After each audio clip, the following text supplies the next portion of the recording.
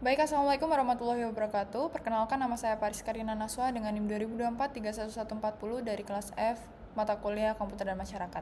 Di sini saya akan menjelaskan tentang laporan dari mini penelitian saya yang berjudul Analisis Dampak Kejahatan Cyber dan Penipuan Online Terhadap Masyarakat Digital. Yang mana judul ini sendiri saya ambil berdasarkan isu-isu yang beredar di media sosial dan juga platform-platform yang sering digunakan oleh beberapa pengguna di media sosial. Nah, untuk latar belakang penelitiannya sendiri, di sini untuk transformasi digital itu telah menjadikan ruang cyber sebagai ruang hidup baru, yang mana kita ketahui bahwa tempat transaksi finansial dan pertukaran data pribadi itu berlangsung di setiap detiknya. Namun ketergantungan tinggi ini membuka celah bagi ancaman cyber yang makin kompleks, seperti cyber resilience yang itu bukan merupakan sekedar isu IT saja, melainkan juga butuh kesadaran situasi di setiap penggunanya. Nah, sasaran dari pelaku kejahatan ini yaitu titik lemah dalam rantai keamanan, yang mana itu merupakan manusia itu sendiri. Jadi melalui manusia itu sendiri nanti dimanipulasi psikologisnya atau social engineeringnya yang nantinya akan dimanfaatkan karena kelengahan, kepanikan atau rasa penasaran dari korban. Jadi untuk pelaku ini fokusnya itu bukan hanya celah software saja, melainkan dari celah psikologis dari korban yang dituju begitu. Lalu selanjutnya untuk riset ini itu menyurvei masyarakat digital dan sivitas akademika untuk memetakan dampak real, pola modus dan kondisi psikososial akibat kejahatan cyber, yang dimana kondisi psikososialnya itu entah nanti dampaknya itu mereka bisa trauma, stres, atau runtuhnya rasa aman di dunia digital, itu nanti akan kita bahas sesuai dengan data yang sudah saya dapatkan. Nah, untuk rumusan masalahnya sendiri saya kelompokkan menjadi 5, yaitu yang pertama ada karakteristik responden. Ini berdasarkan gender dan usia atau demografinya dan intensitas aktivitas harian di ekosistem digital. Lalu ada prevalensi pemaparan, yang dimana ini menghitung seberapa besar tingkat kejahatan cyber yang dialami oleh responden atau si korban itu di lingkungan terdekat dalam 1 tahun terakhir. Lalu yang ketiga ada modus dan platform, dimana jenis modus operandi ini paling sering dihadapi oleh korban itu di mana sih, di media mana sih, lalu platform yang paling digunakan, yang dominan digunakan oleh pelaku itu di platform mana gitu. Nah, ini juga ingin kita cari tahu lebih lanjut untuk data-datanya. Lalu selanjutnya ada dampak multidimensional dari seperti finansial, psikologis, dan juga privasi dan data akses akun itu tersebar kemana-mana, serta respon korban pasca insiden itu seperti apa, entah itu berpengaruh pada psikologisnya atau berpengaruh pada hal-hal lainnya. Lalu yang terakhir ada persepsi penegakan hukum, yang dimana ini menilai efektivitas dari penanganan otoritas saat ini dan langkah paling mendesak untuk menekan angka korban itu bagaimana. Nah, ini kita akan mencari tahu lewat data-data yang sudah saya kumpulkan di lapangan. Lalu selanjutnya untuk tujuan penelitian sendiri. Untuk tujuan penelitian sendiri ini secara garis besar yang pasti untuk memetakan karakteristik dan intensitas aktivitas digital, lalu mengukur prevalensi pemaparan kejahatan cyber, lalu membeda modus dan platform dominan, lalu menganalisis dampak multidimensional dan respon korban itu bagaimana, dan juga yang terakhir ada evaluasi dari persepsi masyarakat. Jadi ini sekaligus solusi untuk merumuskan rekomendasi solutif yang berbasis data lapangan jadi langsung dari korbannya itu sendiri. Lalu untuk metodologi penelitian saya menggunakan kuantitatif deskriptif, yang mana saya membuat survei itu secara mandiri via kuesioner, yang kuesioner tersebut itu saya digitalisasi di Google Form, yang mana itu nanti diisi oleh beberapa responden yang saya sebarkan di lingkup kampus ITPLN. Nah, lalu datanya itu nanti akan diolah secara statistik deskriptif di Google Sheet. Lalu untuk tahapan penelitiannya itu ada 4. Tahapan pertama pastinya perencanaan. Di sini saya mencari mengidentifikasi terlebih dahulu topik-topiknya itu seperti apa. Isu-isu yang beredar itu di berita itu yang paling marak sekarang itu apa. Lalu selanjutnya saya menentukan studi literatur seperti jurnal untuk saya citasi atau saya rujuk yang selinier dengan topik yang saya bahas. Lalu ada susunan 9 butir kuesioner yang tervalidasi. Selanjutnya ada pengumpulan data. Tahap kedua yaitu pengumpulan data, yang dimana data tersebut itu udah didigitalisasi dan disebarluaskan lewat kuesioner ke sivitas akademika dan masyarakat di sekitar. Jadi ini merupakan sampling acak sederhana yang diisi oleh mahasiswa maupun sivitas di kampus. Selanjutnya ada yang ketiga ada pengolahan data. Di sini saya mengintegrasikan data-data tersebut ke Google Sheet, lalu saya membersihkan datanya, lalu saya visualisasikan lewat statistik yang deskriptif tadi. Untuk langkah terakhir yaitu analisis dan laporan. Setelah saya mengolah datanya hingga visualisasinya, saya menganalisis dan membuat narasi dari temuan-temuan data yang sudah saya kumpulkan. Lalu saya mengkomparasi secara teoritis dan saya menyusun rekomendasi hulu hilir hingga finalisasi dalam bentuk PDF. Untuk temuan yang pertama, di sini dapat kita lihat bahwa ada 15 responden yang mengisi survei kuesioner digital dari saya. Untuk fokus temuan saya yang pertama yaitu terkait karakteristik demografis dari responden. Dapat kita lihat pada diagram di sini bahwa jenis kelamin pria itu lebih mendominasi mengisinya daripada yang wanita, yang mana kita dapatkan data 53,3%. Lalu untuk tentang usia yang mengisi itu rata-rata itu di umur 18 hingga 25 tahun, sekitar 66,7%. Untuk temuan yang kedua yaitu terkait intensitas aktivitas online harian. Dapat kita lihat juga di sini bahwa ini tuh untuk melihat seberapa intens si pengguna-pengguna ini dalam menggunakan platform harian. Ternyata didapatkan data 46,7 yang mana responden itu beraktivitas itu sangat sering, lebih dari 6 jam per hari. Nah, semakin tinggi pemaparan waktu di ruang cyber, semakin besar pula peluang resiko exposure terhadap ancaman digital yang laten. Selanjutnya, untuk prevalensi paparan kejahatan cyber, ini kita lihat bahwa entah dia yang menjadi korban atau orang terdekatnya itu di 1 tahun terakhir itu menjadi korban. Ini dari 100% responden itu pernah bersinggungan langsung dengan kasus kejahatan cyber. Jadi kita lihat pada data di sini, data terbesar yaitu di 40% yang mana dia merupakan korban langsung maupun dia bukan korban tapi orang-orang sekitarnya itu menjadi korbannya. Dan dapat kita lihat juga di sini bahwa hanya 20% dari 100% itu korban yang berhasil menghindar, yang mana yang lainnya itu pasti terpapar. Selanjutnya ada modus operandi dan platform dominan, yang dimana modus operandi ini diukur dari jenis kejahatan cyber yang sering ditemui. Nah, yang sering ditemui di sini yaitu belanja online fiktif.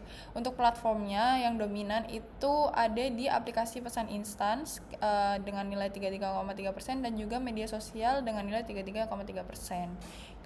Untuk temuan yang terakhir untuk temuan yang keempat yaitu dampak terbesar dan respon korban. Jadi setelah korban ini terpapar kejahatan cyber ini, dampak terbesar yang dirasakan mereka yaitu kerugian finansial sekitar 40%.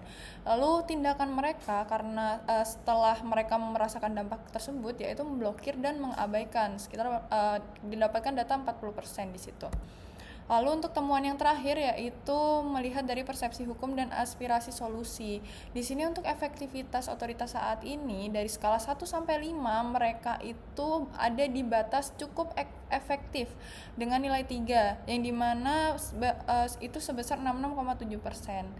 Dan dapat kita simpulkan juga bahwa dari data tersebut pastinya masih ada ruang untuk perbaikan otoritas yang saat ini. Untuk langkah yang paling mendesak ini aspirasi dari korban. Jadi korban mungkin lebih menghimbau untuk otoritas yang saat ini itu untuk lebih menegakkan hukum yang lebih berat. Di sini untuk respondennya itu mengisi lebih dominan dengan data 66,7%. Nah, di sini kita bahas dari dua sisi dampak kejahatan cyber, ada sisi negatif dan juga positif. Nah, di negatifnya di sini ada kerugian finansial instan pasti seperti dana atau saldo terkuras dalam hitungan menit. Lalu ada trauma dan kecemasan digital atau cyber security anxiety yang berjangka panjang. Lalu ada kebocoran data pribadi yang berujung penyalahgunaan identitas. Nah, ini itu nanti disalahgunakan identitasnya oleh pelaku saat korban ini sudah terpapar kebocoran data pribadinya. Nah, yang terakhir ada hilangnya kepercayaan terhadap transaksi dan layanan digital. Ini dampak yang paling bisa kita lihat dan rasakan sesuai dengan data yang sudah tadi kita kumpulkan juga, bahwa mereka itu untuk kepercayaan itu menurun kepada transaksi dan layanan digital yang saat ini ada di media-media massa. Lalu untuk sisi positifnya, di sini ada masyarakat makin waspada dan terlatih mengenali modus. Jadi di sini untuk poin masyarakat makin waspada, jadi setelah ada dampak, ada kejadian dan lain-lain, itu positifnya untuk masyarakat sendiri yaitu makin waspada dan terlatih. Jadi mereka lama-lama terbiasa terhadap kejahatan cyber ini dan juga bisa menanggulangi resiko-resiko yang akan terjadi nanti. Dan mereka juga lebih teredukasi lagi. Lalu selanjutnya ada tumbuh solidaritas digital, yang mana kita tahu bahwa kita itu juga bisa sharing session lewat chat di media sosial, di media apapun kita itu bisa bertukar pikiran, bertukar cerita, bertukar peristiwa, yang dimana kita juga bisa membahas tentang penanggulangan dan juga pencegahan agar tidak terjadi kejahatan cyber juga. Lalu ada yang ketiga, mendorong platform perketat verifikasi dan keamanan berlapis. Lalu ada selanjutnya memicu desakan publik untuk reformasi penegakan hukum cyber. Selanjutnya untuk rekomendasi sisi hulu dan hilir, di sini sisi hulunya itu dari teknisi dan platform, itu dari saya, yaitu pengetatan verifikasi identitas dan deteksi akun bot berbasis AI, sistem deteksi dan peringatan otomatis untuk tautan phishing, dan juga yang terakhir ada verifikasi biometrik berlapis untuk transaksi perbankan atau e-wallet. Untuk sisi hilirnya ini saya melihat dari sisi hukum dan sosialnya. Ada patroli siber agresif dan pembekuan aset pelaku secara cepat. Lalu ada satu kanal aduan nasional yang terunifikasi seperti polisi, OJK dan Kemenkominfo. Lalu yang terakhir ada literasi digital berbasis simulasi ancaman nyata. Jadi itu bukan hanya sekedar ceramah saja, melainkan itu merupakan literasi atau edukasi untuk masyarakat-masyarakat yang menggunakan platform-platform digital gitu. Untuk kesimpulannya sendiri, berdasarkan rumusan masalah yang sudah kita rumuskan di awal, yaitu mendapatkan jawaban bahwa yang pertama, responden mayoritas digital native atau yang mengisi itu di rentang umur 18 hingga 25 tahun dengan aktivitas online itu yang sangat tinggi atau lebih dari 6 jam per harinya. Lalu yang kedua, ada 100% responden itu pernah bersinggungan langsung dengan kejahatan cyber, yang dimana 40% itu korbannya langsung. Dan juga ada 40% lainnya itu merupakan kerabat terdekat atau teman terdekatnya. Lalu selanjutnya ada penipuan belanja online dan modus berkedok hadiah jadi ancaman paling dominan. Nah, itu lewat medsos dan pesan instan. Lalu ada yang keempat, dampak finansial terbesar, namun juga ada dampak-dampak lainnya seperti trauma psikologis dan juga kebocoran data yang signifikan. Lalu yang terakhir ada kepercayaan pada otoritas yang masih moderat. Nah, yang mana masyarakat ini masih mendesak penegakan hukum yang lebih tegas ke depannya untuk otoritas jasa.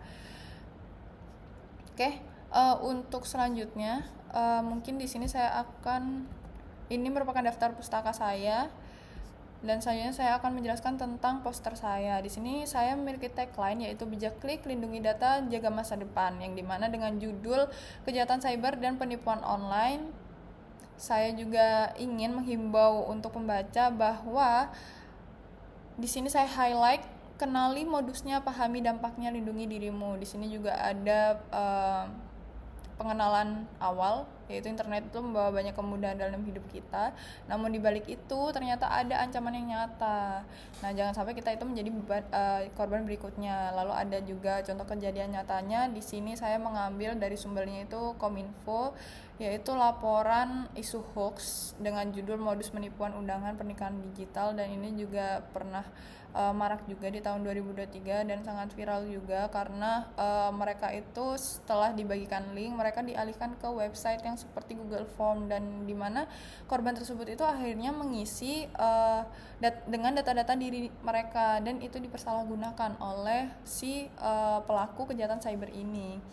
Lalu untuk pengaruh penipuan online itu kita lihat dari cara mereka menggunakannya. Jika mereka menggunakan itu lebih bijak, itu maka akan menjadi dampak positif. Jika nanti mereka itu tidak waspada, itu maka akan jatuhnya menjadi dampak negatif. Di sini untuk mitigasi risikonya dari saya yaitu ada dua. Yang pertama ada mengenali modus penipuan online yang sering terjadi. Di sini juga ada Contoh-contohnya seperti phishing, penipuan belanja online, lalu ada impersonasi, lalu ada hadiah atau pulsa gratis, terus ada investasi bodong begitu.